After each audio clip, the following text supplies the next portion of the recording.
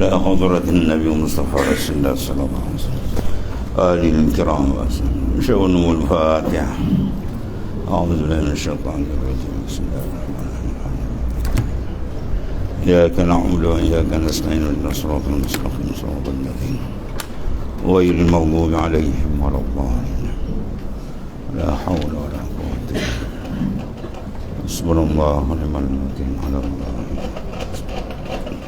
على الله توكلنا.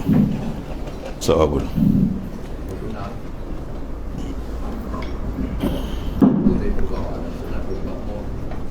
بسم الله الرحمن الرحيم. قال معلف قدس الله سره.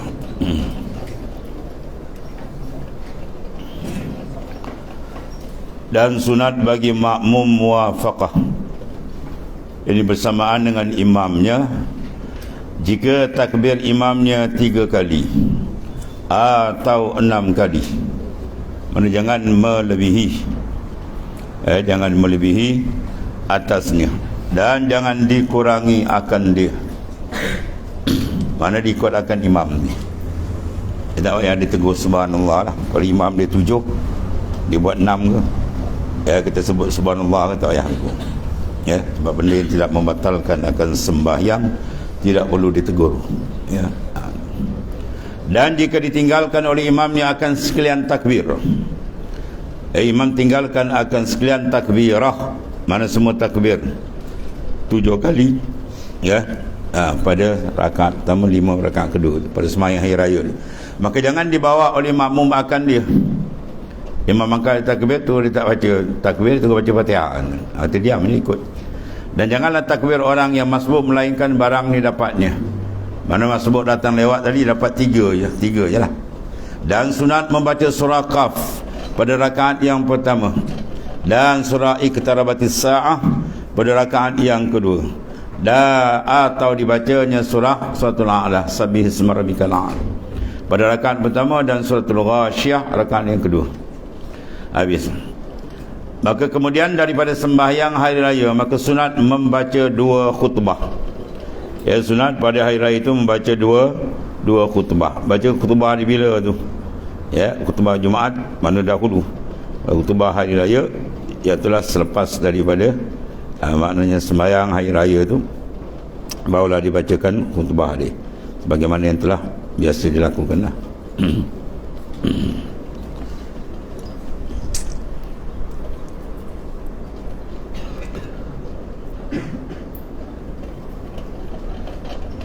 Maka hukum dia seperti Jumaat jua.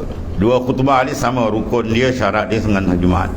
Segala rukun dan sunatnya, tetapi tiada wajib segala syaratnya di sini, hanya sunat jua.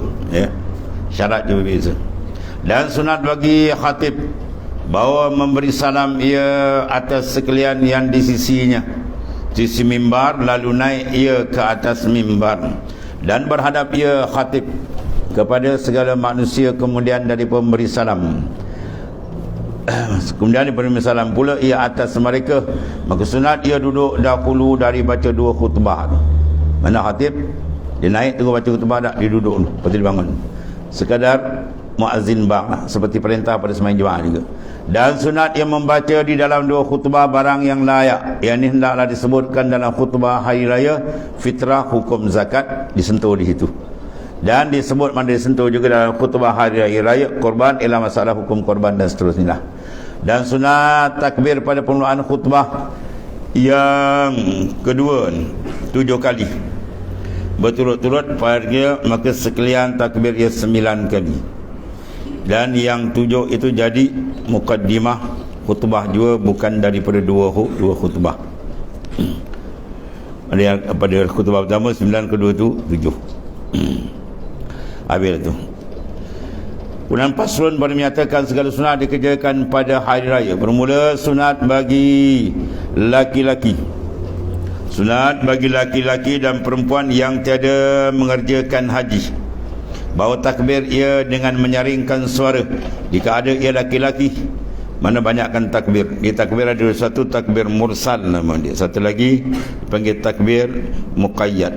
Takbir mursal Iaitulah takbir yang dilepaskan daripada kait tiap-tiap semayang sepanjang masa tu. Masuk aja malam hari raya tu dah boleh takbir sepanjang-panjang malam.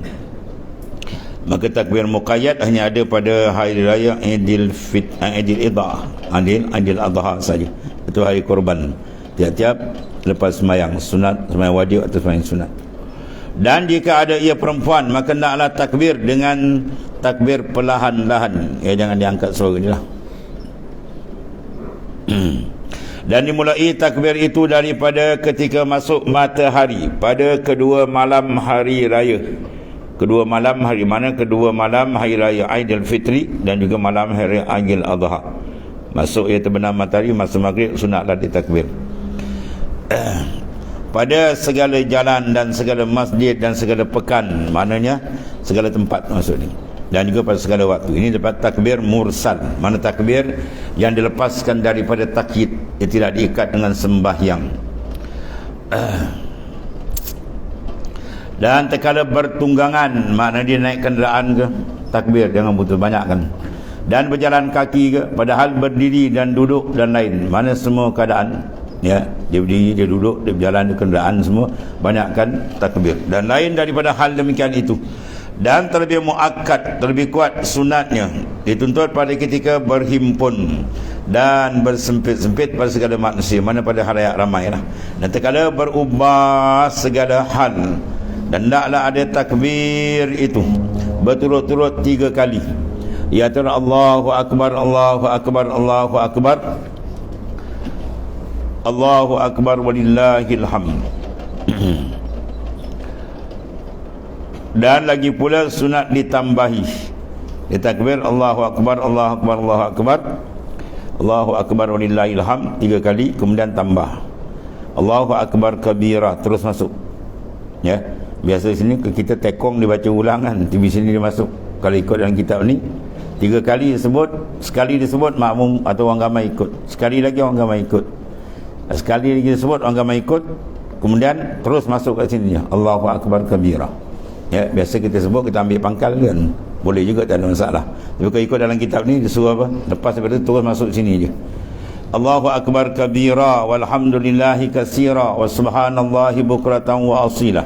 La ilaha illallah wa la na'budu illa iyyahu mukhlishina lahuddin walau karihal kafirun. La ilaha illallah wahdah sadaqa wa'dah wa nasara 'abdah wa hazamal ahzaba wahdah. La ilaha illallah wallahu akbar, Allahu akbar walillahil hamd. Itu lapas yang sunat dilepaskan. Mana lapas membesarkan akan Allah Subhanahu wa taala, bertasbih kepada Allah taala, ya, mentauhidkan Tuhan dan mengizharkan kekuasaan besar Allah Subhanahu wa taala. Ia telah adalah menghancurkan bala tentera Ahzab.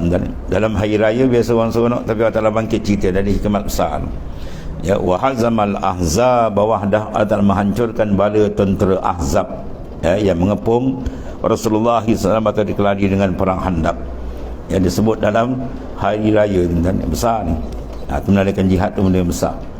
Allah Ta'ala menghancurkan wahazamal ahzab wahdah, telah menghancurkan bala tentera Ahzab dalam keadaan esa.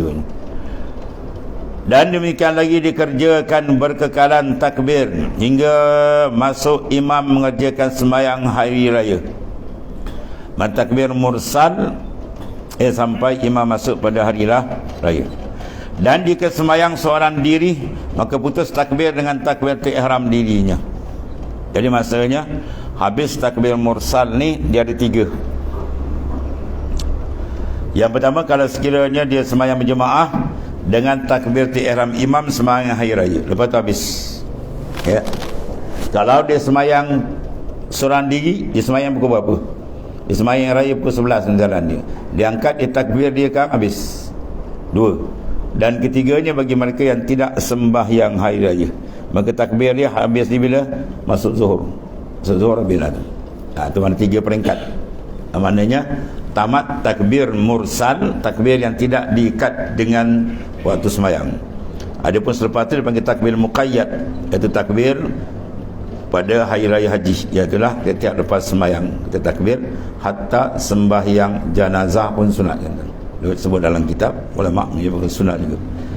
Syahadan dalil yang mensabitkan takbir pada malam hari raya fitrah.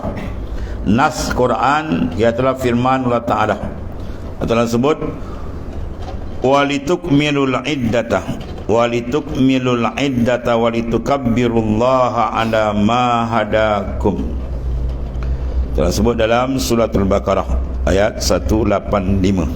Ayat 185. Walitukmilul iddata walitukabbirullaha ala ma hadakum. Dan nak kamu menyempurnakan akan bilangan, iaitu bilangan hari puasa. Kemudian walitukabbirullah, dan naklah kamu membesarkan Allah Ta'ala ala ma hadakum, di atas barang yang telah memberi petunjuk akan kamu, mana oleh Allah Ta'ala.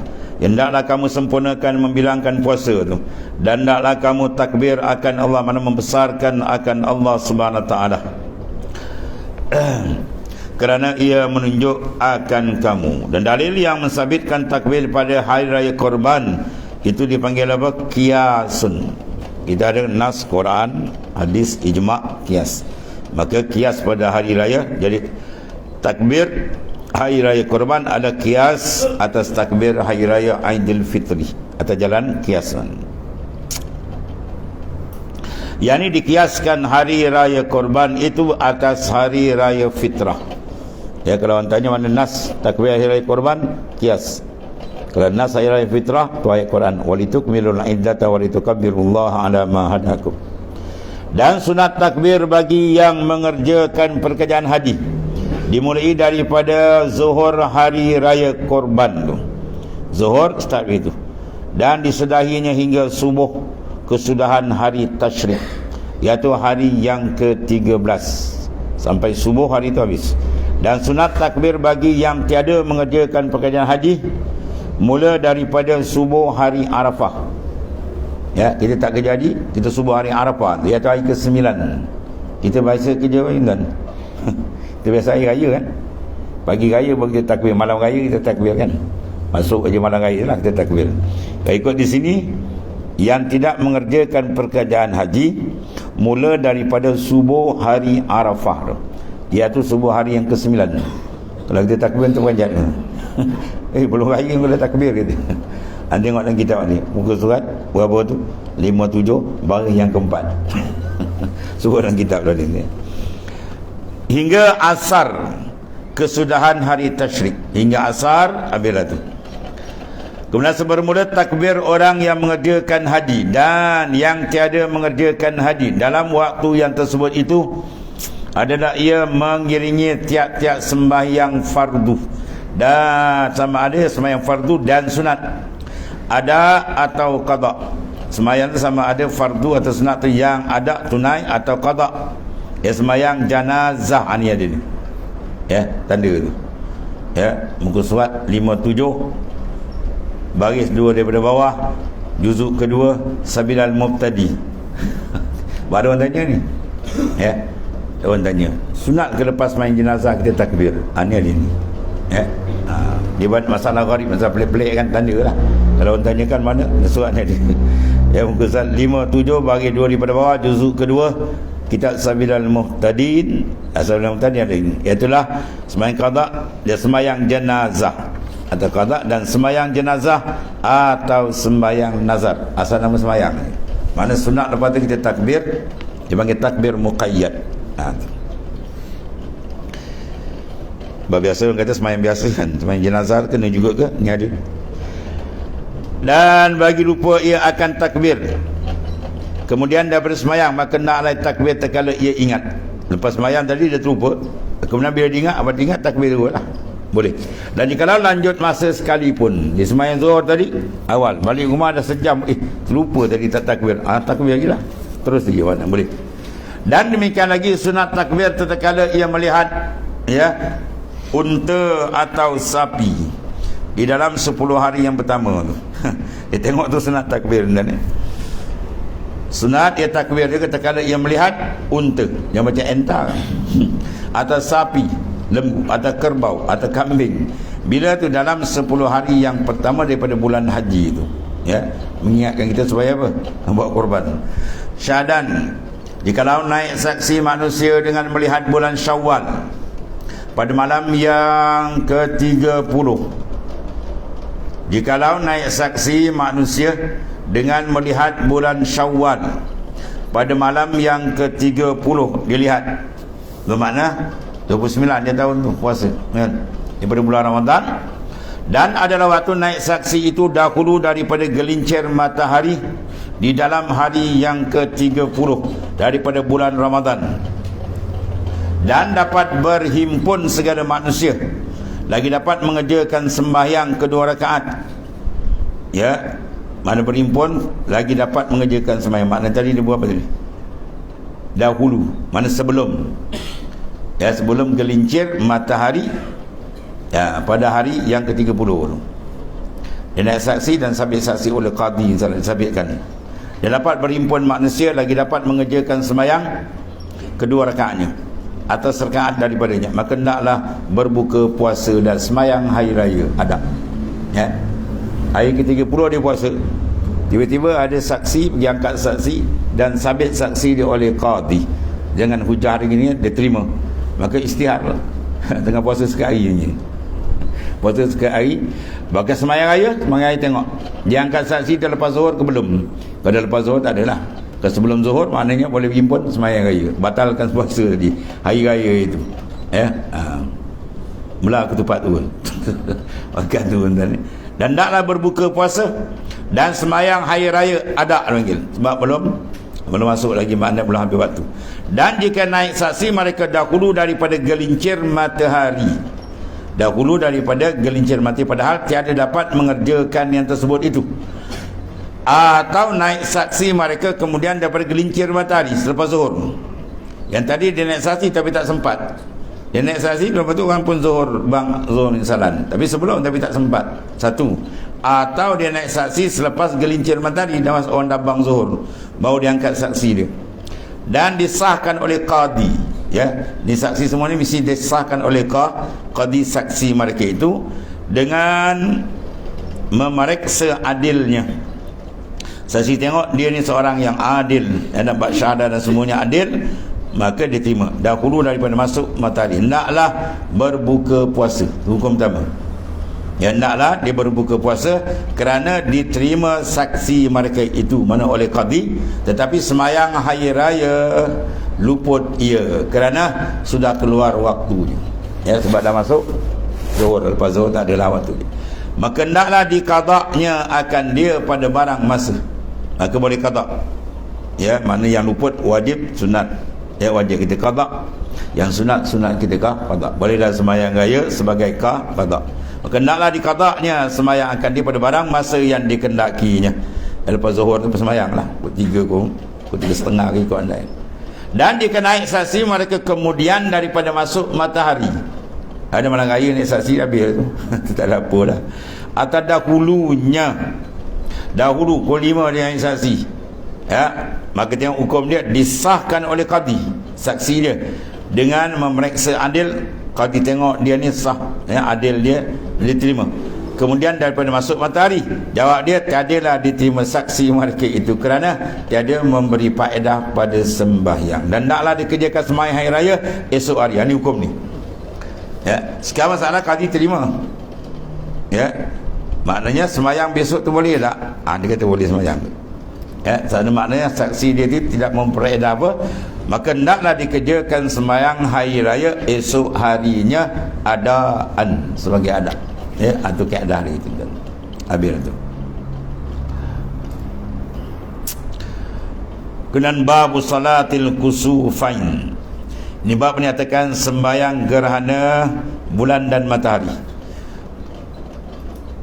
Bermula lurah yang masyhur pada bahasa, lagi yang terafsah, terlebih fasih, dinamai pada gerhana matahari dengan kusuf bil kaf, dibaca dengan kaf kecil, kusuf. Dan pada gerhana bulan dibaca dengan kha, khusuf, bunyi dekat-dekat, kusuf khusuf. Ya, kerana makna kusuf itu ialah taghayyur, makna berubah, dan makna khusuf itu ialah zahab, ia telah hilang. Itu beza itu. Jadi pada matahari digunakan kusuf. Ya, pada matahari digunakan kusuf. Dia telah taghayyur, berubah. Matahari terang dia berubah. Dan pada bulan digunakan khusuf. Khusuf dengan makna apa? Zahab, hilang cahaya. Ya, itu beza sikit. Yang lu pada yang afsah. Dan saya telah menyatakan ulama hay'ah, bahawa gerhana matahari itu tiada hakikat baginya kerana cahaya daripada dirinya juga tiada berubah, ya, dan tiada hilang, tiada berubah cahayanya pada penglihatan, sebab mendinding jirim bulan yang pada langit dunia antara kita dan antara matahari pada langit yang keempat. Ya, matahari duduk mana? Langit yang keempat. Jauh kan? Maka jadi berubahlah cahayanya, sebab itu diperlihatkan pada penglihatan mata itu. Jadi 9 malaikat tadi ada mukhtar hadis, 9 malaikat kerja dia dan tiap-tiap hari menyembah salji ke arah matahari supaya suhu matahari itu ya muqtadir sederhana dapat dipakai oleh kita mengambil manfaat. Kalau malaikat tu mogok hangus kita. Malaikat kata kau degil now ya aku mogok, tapi malaikat tak begitu. La ya'suna ma amarahu, dia takkan deraka perintah Tuhan. Salji yang tadi disimbah besar, besar malaikat. Jibril alaihissalam, kalau kita kasyful ghaibiyah, kedudukan matahari kalau dibanding dengan Jibril hanya berada antara mata kanan dengan mata kiri Jibril. Matahari itu mata kanan Jibril dengan mata kiri. Berapa besar Jibril tak tahu. Besar kalau dituangkan air laut atas kepala Jibril, nasa titik pun takkan jatuh. Ya, tu kalau ditampau kita entah apa berkecai dan semua. Dia segegar aja mampu itu. Ya, tu ada malaikat yang segegar suara sayhah, dia segegar aja mati kan. Ya, tu belum ditampau. Besar Jibril. Jadi malaikat 9 orang disembah matahari. Dikuit ialah kalau kita arah matahari supaya suhu matahari itu sederhana dapat diambil manfaat. Ya. Itu besar rahmat Allah macam-macam tadi. Sebab dalam hadis mukhtar hadis, hadis-hadis pilihan. Ada pun pada dirinya jirim matahari pada tiada berubah cahayanya adalah bandingnya seperti pelita yang mendindingi oleh satu jirim antaranya. Mendindingi matahari itu tak berubah pada sinar dia punya apa tu? Mendinding saja. Macam pelita bila kita dinding, jadi tak apa nampak, dia cahaya dia macam biasa. Dan antara kita tak ada berubah cahaya pelita daripada dirinya, hanya berubah pada penglihatan sebab ada dinding. Bersalahan bulan maka adalah baginya hakikat, ya, kerana jirim bulan ada seperti, ya, dia seperti kaca, ya, kaca cermin, dia yang menyedut cahaya matahari itu. Matahari hak dia betul, dan tiada baginya cahaya pada dirinya, hanya adalah yang mengambil cahaya pada benderang cahaya matahari jua apabila berhadapan ia dengan dia, dan tiada suatu yang melintangi antaranya. Maka apabila mendinding antara bulan dan matahari bayang-bayang jirim bumi, maka jadilah hilang cahaya bulan pada dirinya. Ketika itu makna jadilah gerhana. Ya. Kemudian syahdan bahawasanya dalil yang mensabitkan sembahyang gerhana dahulu pada ijma' adalah firman Ta'ala, la tasjudu lisyams wala lilqamar wasjudu lillahi allazi khalaqahun. Jangan kamu sujud bagi matahari dan bulan, dan hendaklah kamu sujud akan Allah Ta'ala yang menjadikan, ya, akan dia kedua tadi. Dan syahdan wallahu a'lam.